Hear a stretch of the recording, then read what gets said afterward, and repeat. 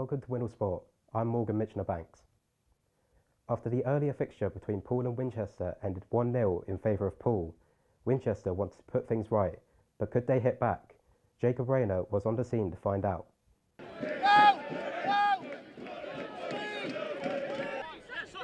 Winchester entered the game on the back of 3 straight match postponements, but despite their match fitness looked sharp from the off, suffocating them with intense pressing and forcing them into errors. Trevor Caborn looked a frustrated figure after missing a couple of key opportunities early in the game.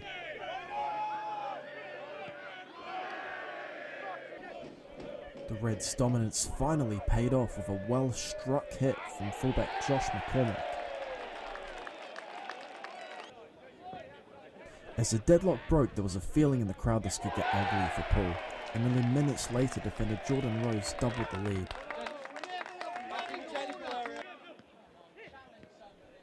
The second half started in the same vein, with a deft flick from Caborn reaching the path of on-form Barmer, who now has 4 goal contributions in his last 2 games. Poole continued to be the creators of their own downfall with a sloppy pass leading to a questionable penalty. Poole may be calling for VAR in the 7th tier after this call, but Poole will feel a bit of justice in keeper Evans' great save. Ashton made up for his missed penalty with a neat finish in added time. Poole Town may be the match-sharp side on paper, but you wouldn't believe it when Winchester play like this. We wouldn't have had the match fitness, as other teams, but you would, like you say, wouldn't have noticed that, and that's because of the effort that the boys put in over the last 3 weeks. We trained really, really hard. The staff have done brilliant as well to, put the sessions on that they've done with limited facilities, we put in a brilliant performance. So I'm really pleased. A high-energy blitz from Winchester left the home fans leaving with a smile. Next up, they face Plymouth Parkway, who sit 10 places below them in the league. Jacob Rayner, Winnell News.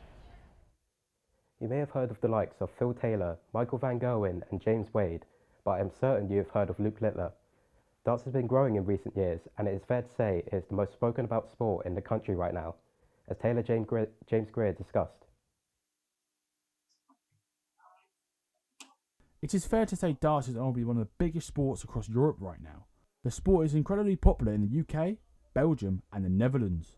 Prior to the most recent World Championship final, 1.5 million people watched the final between Phil Taylor and Gary Anderson. But the semi-final between Luke Littler and Rob Cross was the most watched darts game with nearly 2.5 million spectators. However, that record was smashed the next day, with a combined 4.8 million people watching the final between Luke Humphreys and Luke Littler.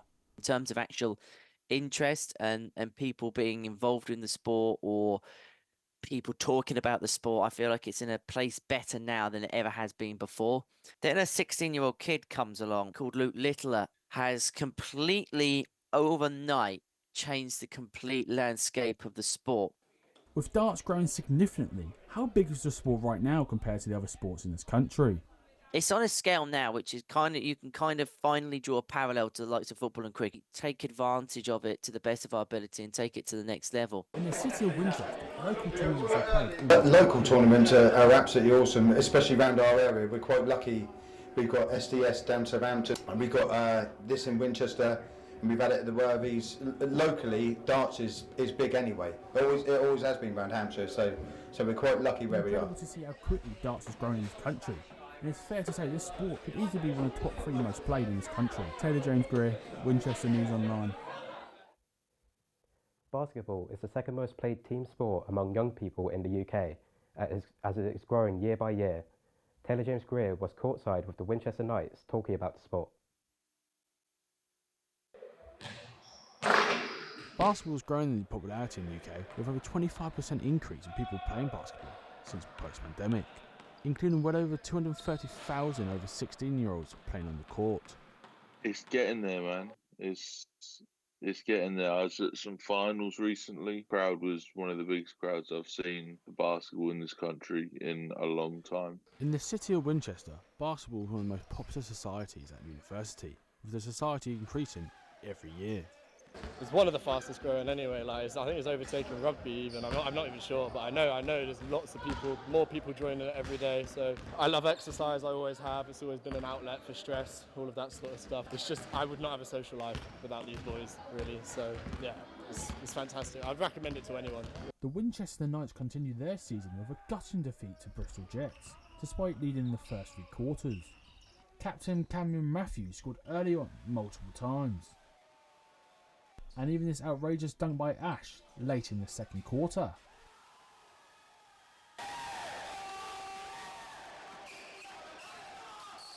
Despite having a hefty lead at the third quarter, the Jets fought back and kept firing again, and again, and again. Ash did get on the score sheet late on, but the Jets were victorious at bar end. Wow, it's a bit of a tough one, isn't it, really? We could have won it, but it didn't happen, unfortunately.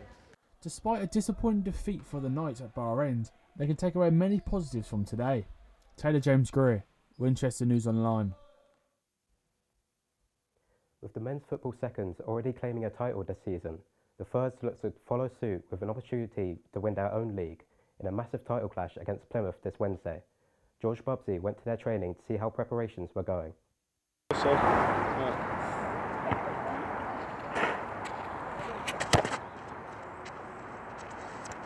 the football season heads towards its conclusive end, it certainly isn't over for one of our Winchester teams. The men's football thirds have had a fantastic season, and this has led them to the opportunity to win the league this Wednesday. The thirds have an away trip to Plymouth University, where a win for either team would mean the title. However, the thirds have a slight advantage, with them only needing a point in comparison to Plymouth's need for all 3 points. The thirds have been in excellent form this season, winning 6 in a row in the league without conceding a single goal in one of those games. They've also managed to rack up 17 goals, showing their dominance on both ends of the pitch. They've been training intensely this past Monday in preparation for their title decider. So for this game, we decided to not change anything.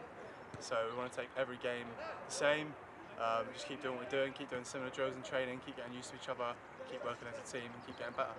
It would be absolutely fantastic. We've gone to 2 seasons now without winning anything, and I'm itching to win something. It's my last year, so I definitely want to get something. Coming off the back of a recent decisive 1-0 win over Bristol, the thirds are full of confidence coming into this game and fully believe that they will not have to settle for a point, but they will continue their dominant form and win the game as well as the title. As we can see, preparations for the thirds game on Wednesday is going very well. A win would be huge and we'll see them rise up the leagues into a new division. George Busby, Winchester News Online. And that's all we've got time for this week. Thank you very much for watching. Goodbye.